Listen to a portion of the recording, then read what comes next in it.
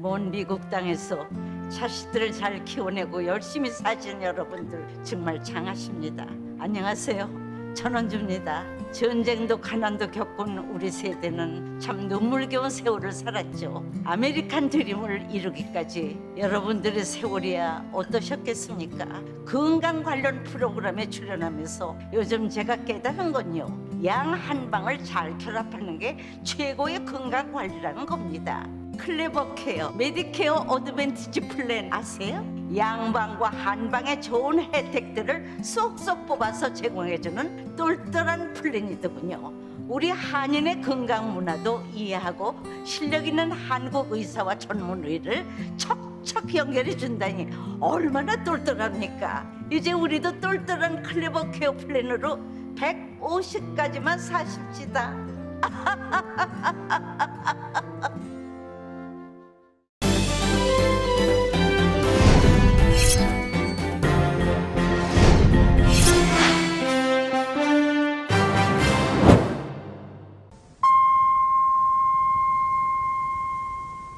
기분 좋은 10월, 여러분의 웃음이 한 달 내내 가득하시길 바랍니다.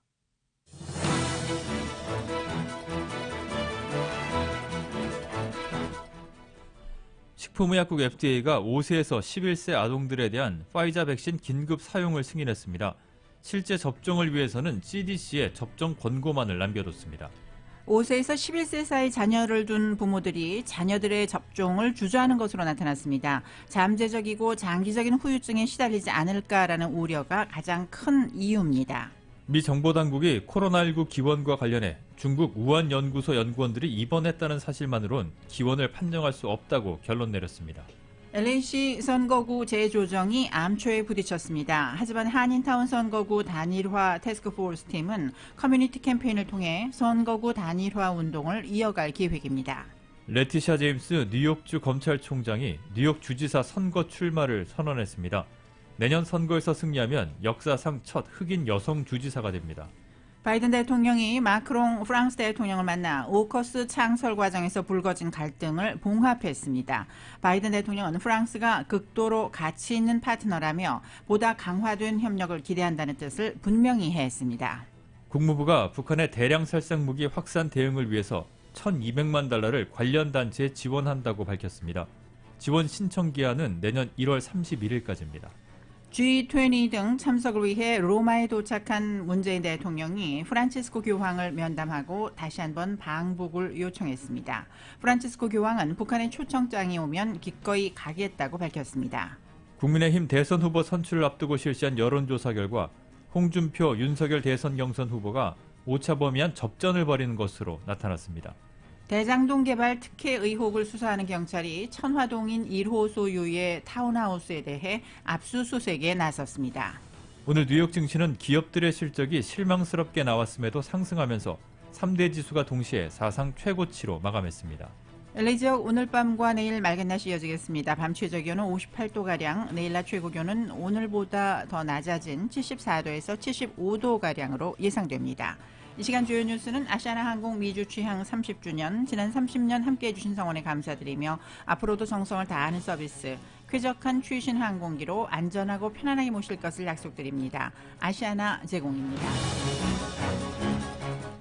여러분 안녕하십니까? 김미회입니다. 안녕하십니까? 임승찬입니다.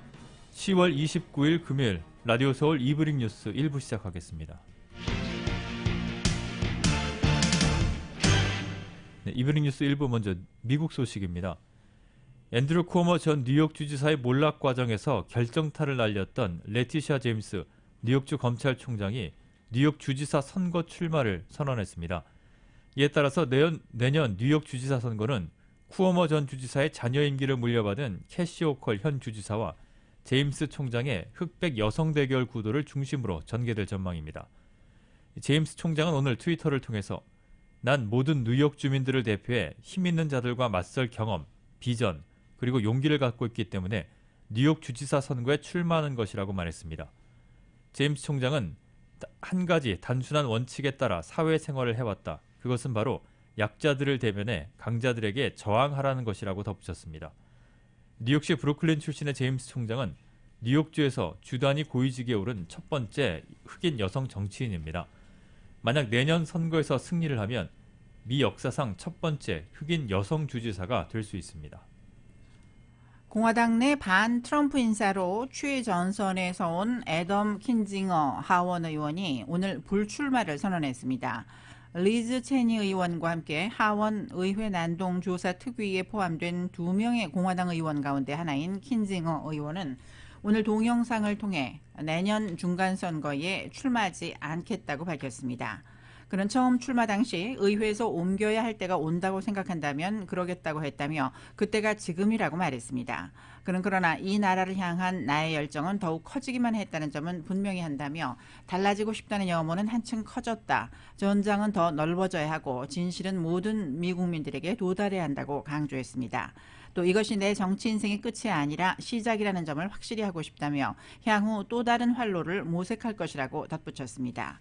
앞서 공화당 소속인 앤서니 곤잘레스 하원 의원 역시 지난달 공화당 내 유해한 역학관계를 규탄하면서 불출마를 선언한 바 있습니다. 이들 두 의원은 모두 지난 1월 트럼프 전 대통령 탄핵 표결 당시 찬성표를 던진 인물입니다. 미국이 영미권 안보동맹 오커스를 출범할 당시 호주에 핵추진 잠수함 기술을 이전한다고 발표하면서 관련 계약이 파기된 프랑스 정부가 거세게 반발을 했었는데요. 바이든 대통령이 프랑스 마크롱 대통령을 직접 만나 공개 사과를 하면서 나토의 중요 동맹국 간의 갈등은 일단 봉합되는 양상입니다. 이 소식은 KBS가 보도합니다. 미국과 프랑스 정상이 오커스 출범으로 불거진 외교관계 균열 한 달여 만에 회동했습니다. 회담장 밖 언론 앞에 선 양국 정상은 어깨동무를 하거나 손을 마주잡는 등 친근한 모습 연출에 주력했습니다. 모두 발언에 나선 바이든 대통령은 미국과 영국, 호주가 맺은 안보동맹 오커스 창설 과정을 미숙한 행위로 규정했습니다. We did was clumsy. It was not done with a lot of grace. I was under the impression certain things had happened that hadn't happened. 미국이 호주에 핵추진 잠수함 기술을 이전하겠다고 발표함에 따라 기존 수출 계약이 파기된 프랑스 측의 반발에 공개적으로 사과한 겁니다. 바이든 대통령은 특히 프랑스가 극도로 가치 있는 파트너라고 여러 차례 강조하며 보다 강화된 협력을 기대한다는 뜻도 분명히 했습니다. 이에 대해 마크롱 프랑스 대통령은 지난 한 달여 기간 동안 미국과 프랑스 간에 진정한 협력 논의가 개시됐다며 지금은 신뢰 구축 과정이라고 화답했습니다. Nous avons enclenché véritablement un travail commun et une réponse politique et une coordination renforcée entre les États-Unis d'Amérique et la France. 프랑스는 오커스 창설 과정에서 사전 협의가 없었을 뿐만 아니라 기존 잠수함 수출 계약까지 파기되자 한때 미국과 호주 주재 대사를 소환하는 등 강하게 반발했습니다. 정상들 간 회동에 따라 오커스로 인한 갈등은 일단 수습 국면으로 접어들었다는 게 미국 정부 안팎의 관측입니다. 워싱턴에서 KBS 뉴스 김기현입니다. 미 국무부가 북한의 대량 살상 무기인 WMD 확산 대응을 위해 1,200만 달러를 관련 단체에 지원한다고 밝혔습니다. 국무부 국제안보 비확산국의 협력적 위협 감축 부서는 미 국고보조금 홈페이지에 실린 공고를 통해서 이같이 알렸습니다. 대상은 북한의 WMD와 미사일 확산을 제약하기 위해 활동하는 단체로 신청 기한은 내년 1월 31일까지입니다. 국무부는 미국은 한반도 비핵화 달성을 위해 북한과 외교를 계속 추구하지만 북한이 완전히 비핵화할 때까지 국제적 압력과 제재를 유지해야 한다는 정책을 지키고 있다고 밝혔습니다. 또 북한의 WMD 확산 억제를 위한 유엔 안보리 결의 이행, 제재 회피 행위 탐지 및 중단, WDMD 개발에 필요한 자금 조달과 관련한 행위 방해 등을 위한 압박 활동을 지지한다고 말했습니다. 그러면서 자금 확보를 위한 사이버 절도 행위와 위장 기업을 통한 돈 세탁, 선박 세탁을 통한 제재 회피, 선박 간 불법적 해상 환적, 제재 대상 물품의 수출입과 해외 노동자와 외교관을 통한 외화 벌이 등을 대응이 필요한 대상으로 예시했습니다. 미국의 기밀 정보 공유 협력 대상을 한국과 일본 등으로 확대할 경우 장단점을 검토하도록 하는 지침이 하원 정보위원회에서도 나왔습니다. 하원 정보위는 오늘 이 같은 내용을 담은 2022 회계년도 정보수권법의 부속 보고서를 공개했습니다. 이 보고서는 정보수권법 각 조문의 입법 취지를 설명하고 이행에 필요한 권고사항 등을 담은 일종의 지침 성격이지만 법조문에 명시된 것과 달리 보고서에 나열된 권고나 지침이 강제성을 띠는 것은 아닙니다. 정보위는 이 보고서에서 위원회는 국가정보와 국방전략을 완전히 이행하기 위한 핵심 요소로서 정보 공유 협정의 중요성뿐만 아니라 동맹 그리고 다른 나라와 연계성을 더 강화할 필요성에 주목한다고 밝혔습니다. 이를 위해 국가정보국이 국방부 등과 협의해 내년 5월 20일까지 관련 보고서를 제출토록 했습니다. 캐서린 타이 미 무역대표부 USTR 대표가 다음 달 18일에 한국을 방문합니다. USTR은 오늘 성명을 통해 타이 대표가 다음 달 일본과 한국, 인도를 차례로 찾아 무역과 경제 관련한 양국 간 현안을 논의한다고 밝혔습니다. 타이 대표는 15일 일본을 시작으로 18일부터는 한국에 머물 예정입니다. 인도는 22일에 방문하는 것으로 발표됐습니다. USTR은 면담을 비롯한 구체적 일정은 추후에 공개할 방침입니다. USTR 대표가 한국을 찾는 것은 한미 FTA 논의가 한창이던 2011년 이후 이번이 처음입니다. 넷플릭스의 오리지널 드라마인 오징어 게임이 미국에서 압도적 흥행 돌풍을 이어가고 있습니다. 일주일간 누적 시청 시간이 30억 분을 넘었는데 2위 작품과 비교하면 3배 가까이 시청 시간이 많았습니다. YTN입니다. 뉴욕 맨해튼의 한 스튜디오. 초록색 운동복을 입은 미국 현지인들이 드라마 속의 게임을 직접 체험하기 위해 모였습니다. 참가자 80명을 모집했는데 무려 3,000명이 넘게 시청했습니다. 달고나 뽑기 등 오징어 게임에서 선보인 게임을 직접 즐겼습니다. 승자에게는 수백억 원은 아니지만 한국행 왕복 항공권이 선물로 주어졌습니다. This is great. Thank you so much for this opportunity. It was so much fun. I enjoyed all the Squid Games. I loved the show too. I loved the museums and the culture that was shown to us. And I can't wait to actually take the trip there and really. 미국에서의 오징어 게임 열풍은 압도적인 시청 시간에서도 확인되고 있습니다. 시청률 조사기관 닐슨에 따르면 지난달 27일부터 이달 3일까지 일주일간 오징어 게임 시청 시간은 무려 32억 6천만 분으로 집계됐습니다. 9월 20일 주간에 19억 1천만 분, 9월 27일 주간에 30억 분을 돌파해 1위를 기록했습니다. 2위에 오른 넷플릭스의 미드나잇 매스 시청 시간 11억 7천만 분보다 무려 3배에 달하는 수준입니다. 영화 전문 매체 데드라인은 스트리밍 콘텐츠 가운데 주간 시청 시간 30억 분을 돌파한 작품은 올해 들어 오징어 게임이 처음이고 역대 6번째라고 설명했습니다. 오징어 게임 흥행 이후 한글과 김치 등 우리나라 문화에 대한 미국의 호기심은 최고조에 달해 있습니다. 아이들에게 가장 큰 축제인 헬로윈 데이에 맞춰 오징어 게임 의상과 소품에 대한 관심도 폭발적인 양상을 띠고 있습니다. YTN 강성욱입니다.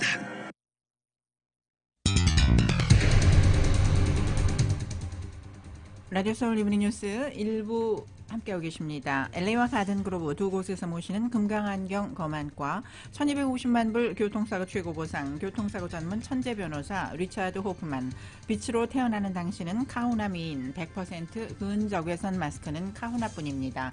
정직한 빛 카후나 LED 마스크 온오프 PRGR 야마하 14 MU 스포츠 전미국 독점 총판 올림픽 골프 구매부터 재이용자까지 아파트 론도 역시 뱅크 오브 호흡이 하면 다릅니다. 희망을 설계하는 전문가들의 은행 뱅크 오브 호흡 공동 제공으로 함께 하시겠습니다.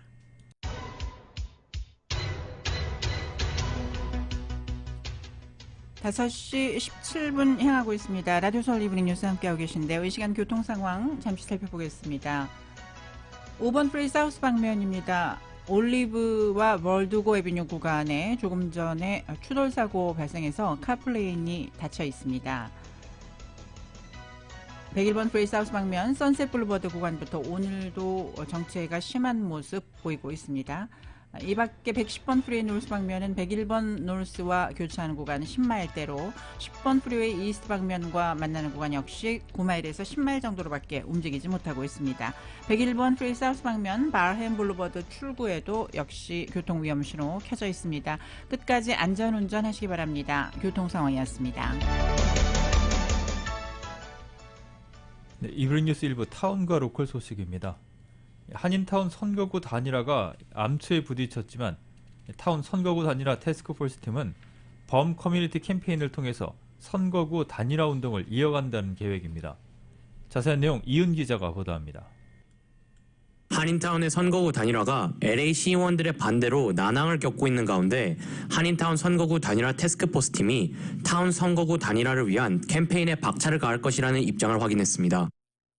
LA 한인회, 한미연합회, KYCC 그리고 아시안 정의진흥협회 연대로 구성된 한인타운 선거구 단일화 태스크포스 팀은 이미 에릭 가세티 LA 시장, 마이크 퓨어 LA시 검사장 등 정계 지도자들에게 타운 선거구 단일화를 촉구하는 내용을 담은 서한을 보낸 상태입니다. LA 한인회의 제임스 한 회장입니다. City Attorney Mike Fuhr, LA Controller Ron Galperin, LA 시장 메어 가세티 편지를 보냈어요. 선거 재정 단일화를 하는 거를 좀 서포트를 해달라고 유튜브 캐플 TV 유튜브 채널에다 링크를 올려서 많은 분들이 거기 들어가셔서 또 각자 직접 보내셨다고 이제 전해주셨어요.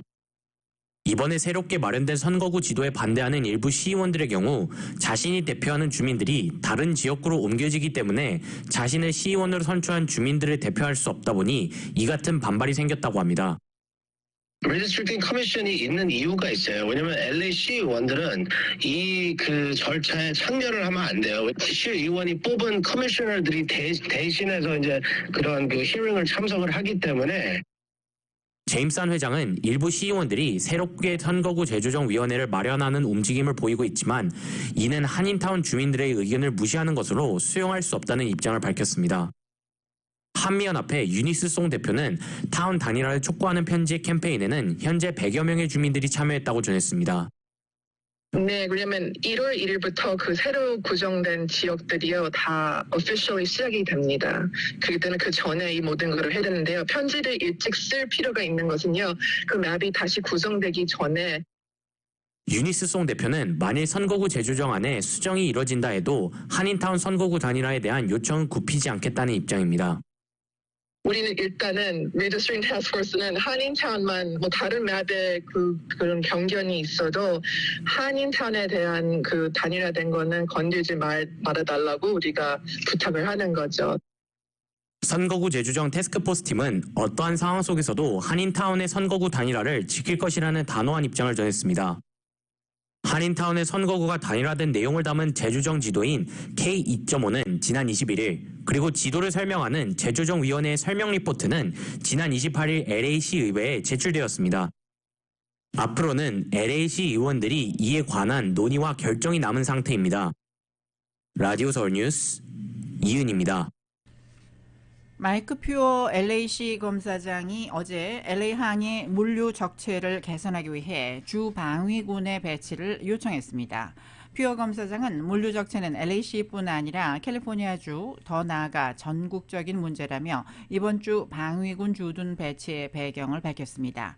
LA 항이 전국의 물류 공급에 영향을 미치기 때문에 타주가 현재 주둔해 있는 주 방위군을 캘리포니아주로 보내야 한다고 덧붙였습니다. 지난 20일 CNN은 백악관 측이 항구의 주 방위군 배치를 고려하고 있으나 배치 가능성은 희박한 것으로 보인다고 보도한 바 있습니다. 뱅크 오브 호프의 윌셔 하버드 지점이 할로윈 데이를 맞아서 지점을 방문하는 고객들에게 색다른 즐거움을 주고자 오늘 하루 할로윈 커스튬을 입고 고객들을 맞이했습니다. 은행 업무를 위해 지점을 방문한 고객들은 예상치 못한 직원들의 복장과 해피 할로윈 인사에 놀라면서도 함께 웃으며 즐거워했습니다. 데이빌리 지점장은 수주일 전부터 기쁜 마음으로 할로윈 준비를 해온 직원들 덕분에 전문적인 뱅킹 서비스와 더불어 고객들에게 기분 좋은 하루를 선물해 드릴 수 있어 기쁘다고 말했습니다. 한인타운 노인센터가 재미 한인미용협회와 공동으로 오는 11월 2일 오전 9시 30분 노인센터 2층 강당에서 무료 헤어컷 행사를 진행합니다. 헤어컷을 받기 원하는 주민들은 백신 접종 카드를 소지하고 사회적 거리두기를 비롯한 안전수칙을 준수해야 합니다. 같은 날 오후 6시 30분에는 한인 커뮤니티 변호사협회가 주관하는 법률 상담 행사를 노인센터에서 진행합니다.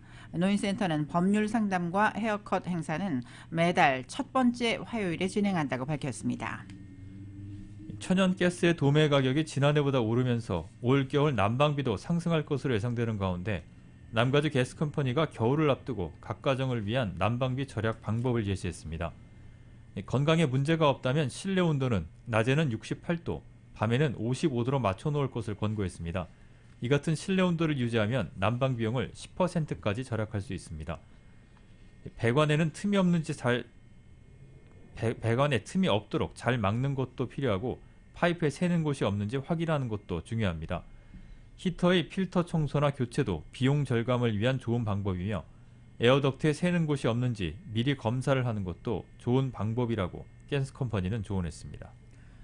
남가주의 가솔린 평균 가격이 가파른 상승세를 보이고 있습니다.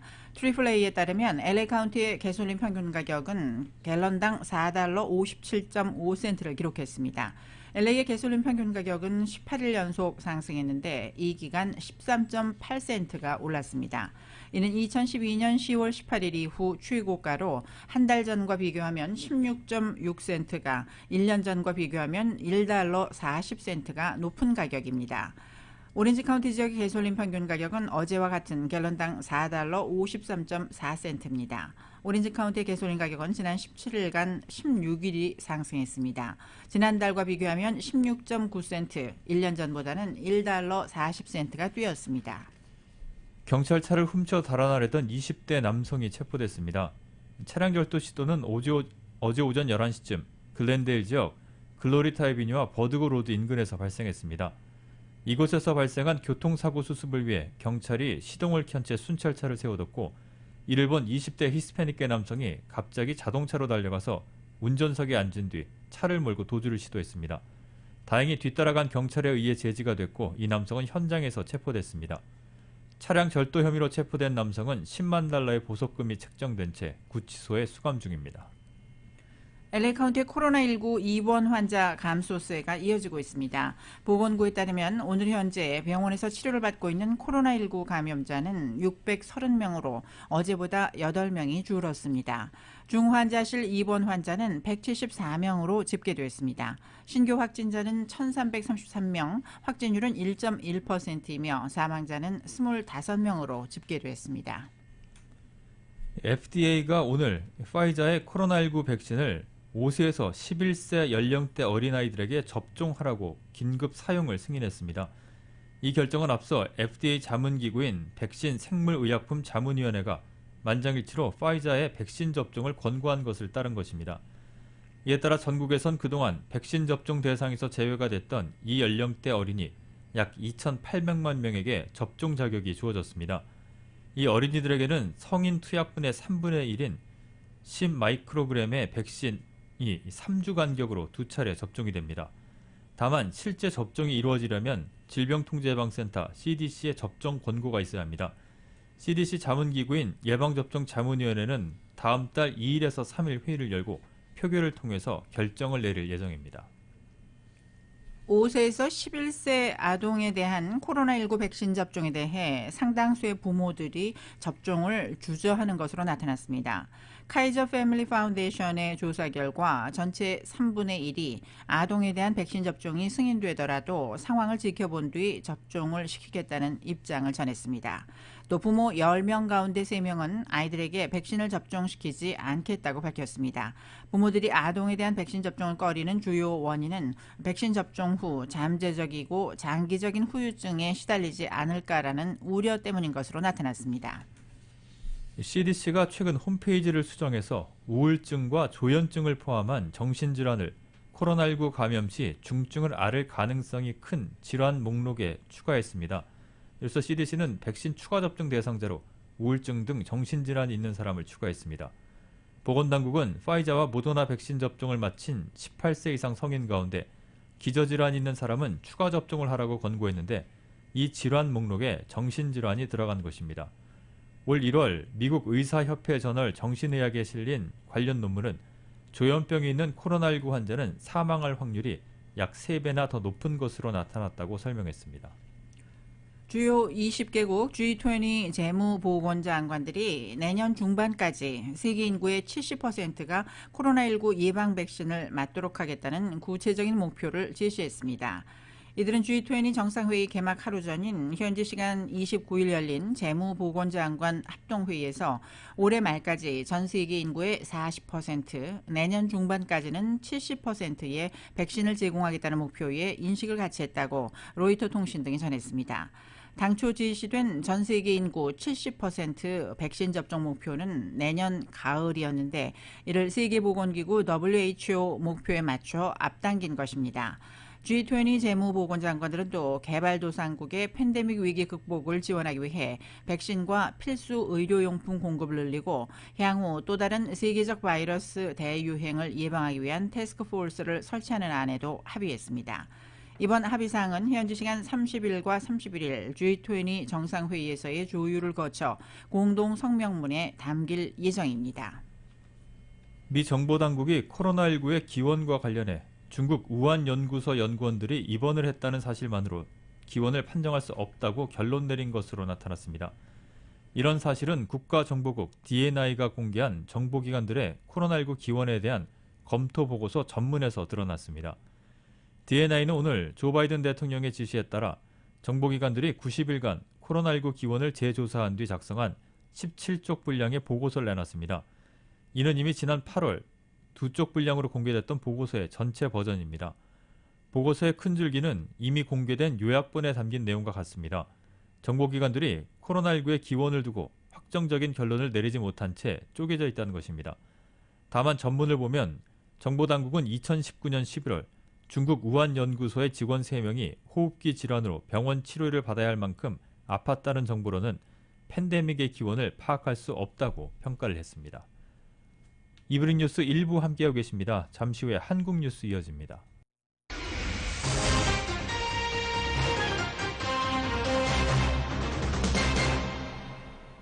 네, 이브닝 뉴스 1부 한국 소식입니다. 국가장으로 치러지고 있는 노태우 전 대통령 연결식이 서울 올림픽공원에서 열립니다. 코로나19 상황 등을 감안해서 참석 인원을 최소화했지만 시민사회단체 등의 반발은 계속 이어지고 있습니다. 이 소식은 KBS가 보도합니다. 운구 행렬은 연희동 사저에서 노제가 끝나는 오늘 오전 10시쯤 연결식장으로 출발합니다. 연결식은 운구 행렬이 도착하는 오전 11시 시작됩니다. 장소는 노 전 대통령 재임 중 개최된 서울올림픽을 기념하는 올림픽공원 평화의 광장입니다. 참석 인원은 50명 이내로 최소화됐습니다. 유가족들과 장례위원회 위원, 국가 주요 인사, 주한 외교단이 참석합니다. 장례 위원 수만 2,200명이 넘었던 2015년 김영삼 전 대통령 연결식보단 규모가 크게 축소됐습니다. 검소한 장례식을 원한 고인의 생전뜻과 코로나19 상황, 그리고 12.12 쿠데타 등 노 전 대통령의 역사적 과오에 대한 비판 여론 등이 고려된 걸로 보입니다. 연결식은 약 1시간 동안 진행됩니다. 장례위원장인 김부겸 국무총리가 조사를 낭독하고 노재봉 전 국무총리가 추도사를 할 예정입니다. 화장 절차를 마친 고인의 유해는 경기도 파주 검단사에 임시 안치될 예정입니다. 노 전 대통령의 장지로 경기도 파주 통일동산이 거론되고 있는 가운데 파주 지역 시민단체는 오늘 기자회견을 열고 파주 안장을 반대했습니다. 광주 시민사회단체들도 노 전 대통령의 국가장에 반대한다며 국가장법 개정을 요구했습니다. 한편 노 전 대통령 장례위원회 고문을 맡고 있는 더불어민주당 송영길 대표는 사전 일정 때문에 연결식에 참석하지 않기로 했다고 밝혔습니다. KBS 뉴스 박희봉입니다. G20 등 참석을 위해 이탈리아 로마에 도착한 문재인 대통령이 프란치스코 교황을 면담하고 다시 한번 방북을 요청했습니다. 프란치스코 교황은 북한의 초청장이 오면 평화를 위해 기꺼이 가겠다고 밝혔는데 역시 관건은 북한의 응답 여부입니다. KBS 기자입니다. 문재인 대통령이 3년 만에 바티칸 교황궁을 다시 방문했습니다. 3년 만에 영유 다시 뵙게 돼서 너무나 기쁜. 배석자 없이 20분간 진행된 교황과의 단독 면담에서 문 대통령은 2018년에 이어 다시 한번 방북을 요청했습니다. 교황의 북한 방문은 한반도 평화의 모멘텀이 될 것이라는 문 대통령의 말에 프란치스코 교황은 초청장을 보내주면 한반도 평화를 위해 기꺼이 가겠다. 여러분들은 같은 언어를 쓰는 형제이지 않느냐고 답했다고 청와대는 밝혔습니다. 다음에 꼭 한반도에서 대표되길 바라겠습니다. 프란치스코 교황은 기꺼이 가겠다는 말을 2번이나 반복하며 한반도 평화를 위한 역할을 맡겠다는 의지는 분명히 했습니다. 북한과의 대화 노력이 계속되기를 바란다면서 한반도 평화와 통일을 기원하며 항상 기도하고 있다. 관건은 3년 전과 마찬가지로 북한 김정은 국무위원장의 반응입니다. 코로나19로 북한이 국경을 완전히 닫은 상황도 변수입니다. 문 대통령은 이어 비무장지대의 폐철조망으로 만든 평화의 십자가 전시회를 찾았습니다. 오고 갈 수 없다는 금지의 선이면서 적대와 대립의 상징이 철조망입니다. 그 녹슨 철조망이 이렇게 아름다운 평화의 십자가로 변신한 것입니다. 한국 시간으로 오늘부터는 주요 20개국 G20 정상회담 일정이 시작됩니다. 이 과정에서 한미 정상 간 약식 회담이 이뤄질 가능성도 있습니다. 로마에서 KBS 뉴스 이철호입니다. 다음 달 5일 국민의힘 대선 후보 선출을 앞두고 실시된 여론조사에서 홍준표 그리고 윤석열 대선 경선 후보는 오차범위한 접전인 것으로 나타났습니다. 민주당 이재명 후보와 국민의힘 후보들 사이에 맞대결도 가정해봤습니다. KBS입니다. 국민의힘은 다음 주 금요일 최종 후보를 선출합니다. 누가 국민의힘 후보로 적합한지 물었습니다. 홍준표 후보 26.9%, 윤석열 후보 20.8%, 6.1%포인트 차이, 오차범위한 접전입니다. 그리고 유승민, 원희룡 후보 순입니다. 후보 선출에 당원 투표가 절반 반영되는 조건을 고려해 국민의힘 지지자 응답만 따로 살펴봤습니다. 이 그룹에선 윤석열 후보가 14%포인트 정도 격차로 우세합니다. 민주당 이재명 후보와의 양자 대결도 가정해봤습니다. 이재명, 홍준표 대결에선 홍 후보가 6.3%포인트 차이로 우세했습니다. 추석 이후 KBS 여론조사 추이를 보면 홍 후보는 상승 추세입니다. 이재명, 윤석열 가상 대결에선 이재명 37.5%, 윤석열 35.4%로 오차범위 내 접전입니다. 추이를 보면 이 후보는 다소 감소세이고 윤 후보는 정체 상태입니다. 이재명, 유승민 가상 대결은 둘의 격차가 오차범위 안에 들었고 이재명, 원희룡 맞대결에선 이재명 후보가 앞섰습니다. 정의당 심상정 후보, 국민의당 안철수 대표를 포함시킨 사자 대결을 가정해봤습니다. 국민의힘 후보로 홍준표 후보가 나설 경우 이재명 31.8, 홍준표 35.2, 심상정 7, 안철수 8.6%로 조사됐습니다. 1, 2위는 오차범위 내입니다. 윤석열 후보가 나서면 이재명 33.0, 윤석열 30.7, 심상정 7.4, 안철수 10.5%였습니다. 역시 1, 2위 간 접전입니다.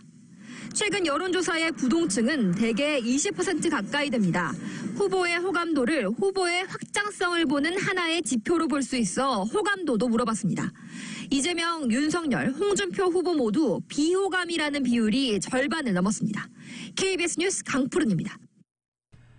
한편 대장동 의혹 특검 도입에 대한 국민들의 생각과 윤석열 후보의 전두환 씨 옹호 발언에 대한 판단도 역시 들어봤습니다. KBS 보도입니다.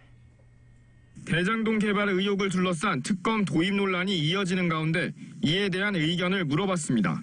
특검이 필요하다는 국민의힘 의견에 더 동의한다는 응답이 10명 중 6명 꼴이었습니다. 필요하지 않다는 응답보다 2배 이상이었습니다. 지난 18일과 20일 이틀 동안 민주당 이재명 후보가 참석해 경기도 국정감사가 진행됐습니다.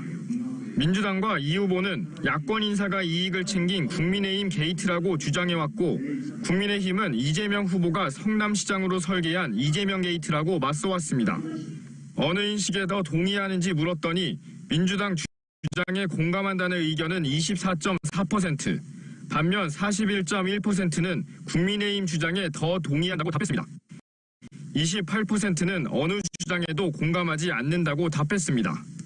국민의힘 윤석열 후보의 전두환 씨 옹호 발언에 대해선 10명 중 7명 가까이가 부적절하다고 봤습니다.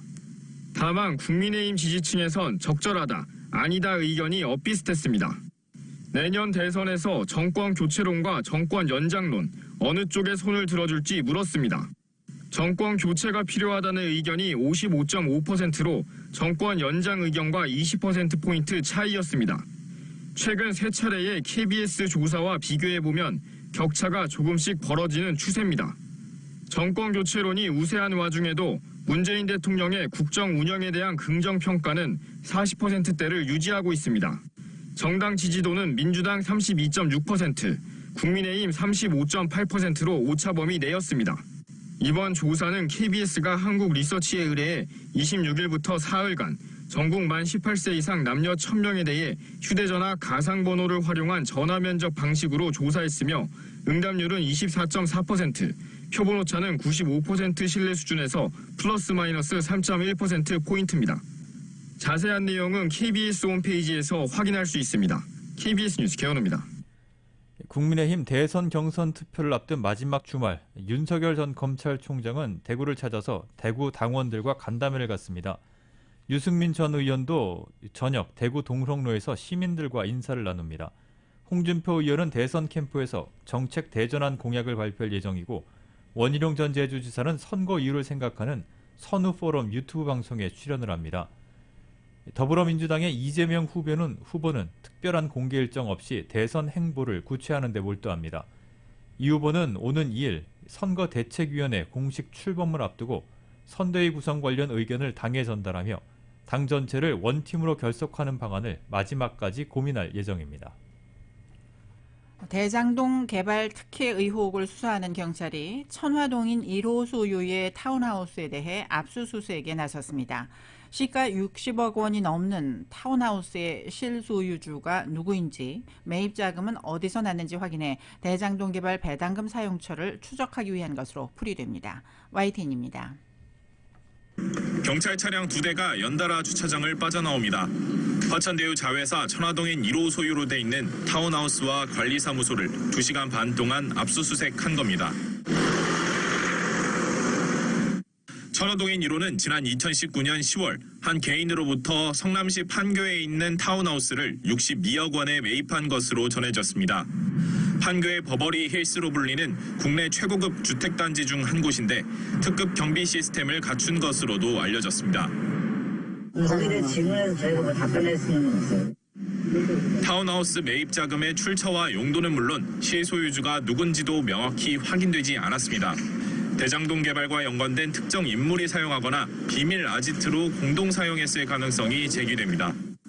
천화동인 1호의 서류상 대표는 이화영 전 의원 보좌관 출신 이한성 씨지만 지분 100%를 화천대유가 갖고 있어서 화천대유 대주주 김만배 씨가 실소유주로 추측되는 상황입니다. 하지만 실소유주가 유동규 전 성남도시개발공사 기획본부장이란 의혹도 제기돼 경찰은 이 대표 등 관계자들을 대상으로 매입 과정과 경위를 조사해왔습니다. 네, 이건 제가 직접 계약했습니다. 경찰이 압수수색에서 출입 기록이나 CCTV 등 실소유주를 확인할 수 있는 자료를 찾을 경우 타운하우스 매입 자금과 실소유주 파악에도 속도를 낼 것으로 보입니다. YTN 이준엽입니다. 지금까지 한국 소식 간추려드렸습니다. 라디오 서울 이브닝 뉴스, 잠시 후에는 경제 소식 이어집니다.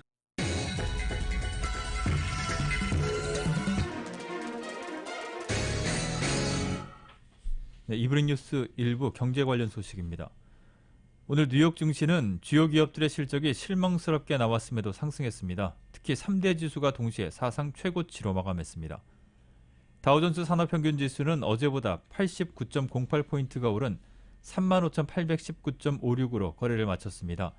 S&P 500 지수는 8.96포인트가 상승한 4,605.38, 나스닥 지수는 50.27포인트가 뛴 15,498.39로 각각 장을 마감했습니다.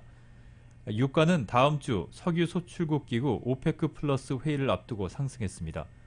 뉴욕 상업거래소에서 12월물 서부 텍사스산 원유 가격은 어제보다 76센트가 상승한 배럴당 83달러 57센트의 거래를 마쳤습니다.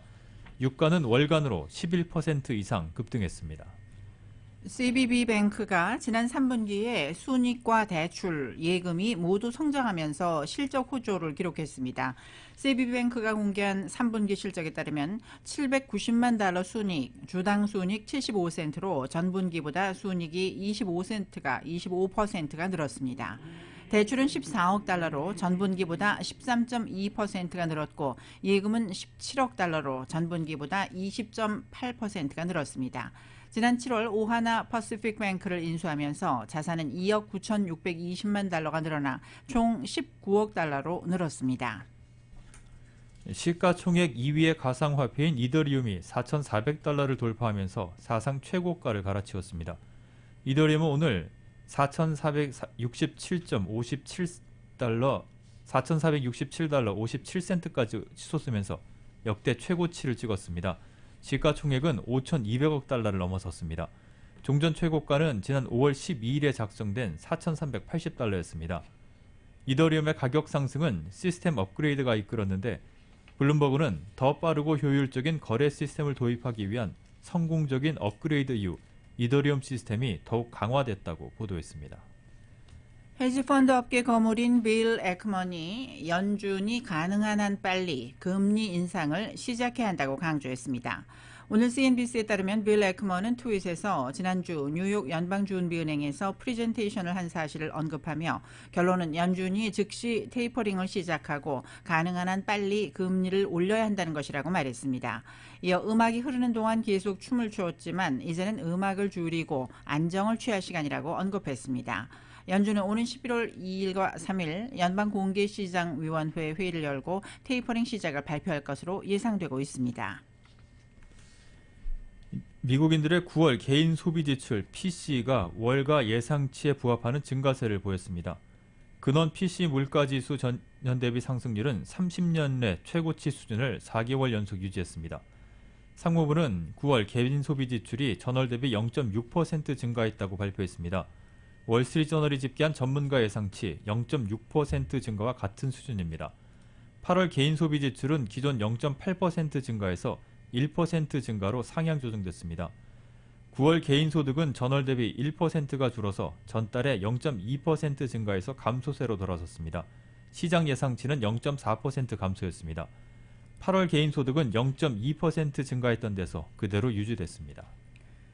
10월 소비자들의 경제 신뢰도가 전달보다 하락했으나 예상치는 웃돌았습니다.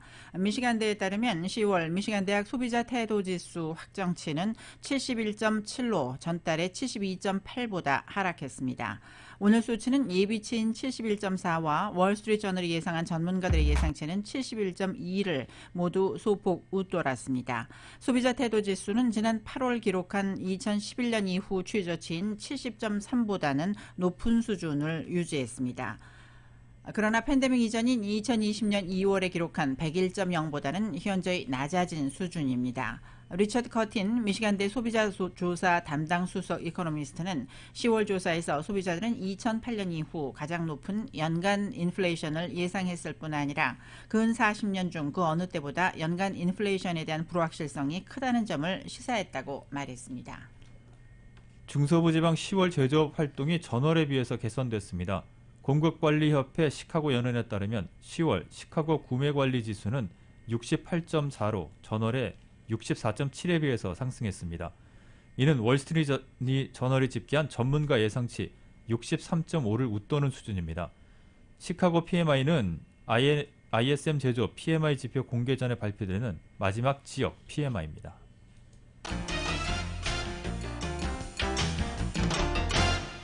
네, 스포츠 소식 간략히 종합합니다. PGA 투어 버터필드 버뮤다 챔피언십 2라운드가 끝났습니다. 테일러 펜드리스가 오늘 10언더파를 몰아치면서 중간 합계 11언더파 131타로 단독 선두를 기록 중입니다. 데니리는 중간 합계 8언더파로 공동 4위로 2라운드를 마쳤고 배상문 선수는 오늘 2타를 줄이면서 중간 합계 2언더파 139타로 공동 46위, 노승열은 2분파 공동 63위로 컷을 통과했습니다. NBA는 오늘 7경기만 열립니다. 인디애나, 브루클린, 그리고 시카고, 마이애미와 샬럿 간의 경기는 현재 해프타임 중인데요. 브루클린과 인디애나는 58대 55, 브루클린이 2점 앞서고 있습니다. 마이애미와 샬럿은 마이애미가 64대 46으로 크게 앞서고 있습니다. 달래스 마베릭스와 덴버 너겟 간의 경기는 7시에 시작됩니다. 포틀랜드 원정을 떠난 LA 클리퍼스의 경기는 7시, 또 클리브랜드를 홈으로 불러들인 LA 레이커스의 경기는 7시 30분에 시작됩니다. 월드시리즈 3차전 휴스턴 애스트로스와 아틀란타 브레이브스 간의 경기가 이 시간 현재 열리고 있습니다. 시리즈 전적은 양팀 1승 1패입니다. 휴스턴은 루이스 가르시아, 그리고 아틀란타에서는 이안 앤더슨이 오늘 선발로 등판을 했습니다.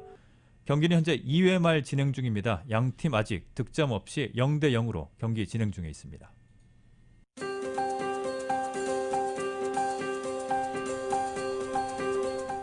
(10월 29일) 금요일 저녁 라디오 서울 이브닝 뉴스 1부 끝으로 날씨 알아보겠습니다. 지금은 CBB SBA 타임 스몰 비즈니스를 성공으로 이끌어주는 CBB뱅크 제공입니다. 주중보다는 이번 주말 선선한 날씨가 될 것으로 예상되는 가운데 내일 낮 기온 오늘보다도 13도나 14도가량 낮아지겠습니다. LA 지역 오늘 저녁 맑은 날씨 이어지겠고 밤 최저 58도가량, 내일도 역시 화창한 날씨 예상되고 있습니다. 낮 최고 기온 LA 지역은 74도에서 75도, 밤 최저 57도, 웰리와 인랜드 엠파이어 내일 낮 최고 88도, 밤 최저 55도, 해안 지역은 낮 최고 72도, 밤 최저 62도로 예상됩니다. 한편 일요일에는 LA 지역 낮 최고 기온 69도에서 70도가량으로 더 내려가겠습니다. 하와이 호놀룰루 오늘 밤 맑은 날씨 이어지겠습니다. 바람이 10마일에서 15마일 정도로 불겠고 밤 최저 71도가량, 내일도 역시 맑겠습니다. 낮 최고 84도가량, 밤 최저 기온은 70도가량으로 예상됩니다. 한국 날씨입니다. 10월의 마지막 주말인 오늘 전국이 흐린 가운데 서해안에 비도 조금 내리겠습니다. 기온은 평년보다 높아서 낮 기온은 20도 안팎으로 선선하겠는데요. 내일은 밤에 수도권에 비가 내리겠습니다. LA 다운타운 현재 기온 74도를 보이고 있습니다. 날씨는 지금은 CBB SBA 타임 스몰 비즈니스를 성공으로 이끌어주는 CBB뱅크 제공이었습니다. 라디오 서울 이브닝 뉴스 1부, 지금까지 LA와 가든그로브 두 곳에서 모시는 금강안경 검안과 1250만 불 교통사고 최고보상 교통사고 전문 천재 변호사 리차드 호프만, 빛으로 태어나는 당신은 카후나 미인, 100% 근적외선 마스크는 카후나뿐입니다. 정직한 빛 카후나 LED 마스크, 온오프 PRGR, 야마하 폴틴, MU 스포츠, 전미국 독점 총판 올림픽 골프, 구매부터 재이용자까지 아파트 론도 역시 뱅크 오브 호흡이 하면 다릅니다. 희망을 설계하는 전문가들의 은행 뱅크 오브 호흡 공동 제공이었습니다.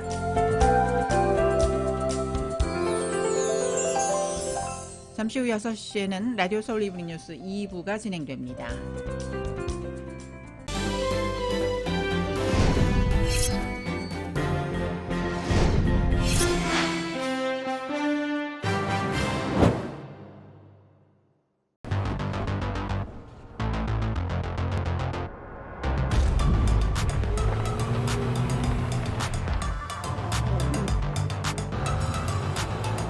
가득 실으세요. 원하는 건 무엇이든 초대형 그림도 거뜬하죠. 언제나 기아 카니발 MPV는 자신있게 말합니다. 당신의 다음 도전은 무엇인가요? 기아 카니발 MPV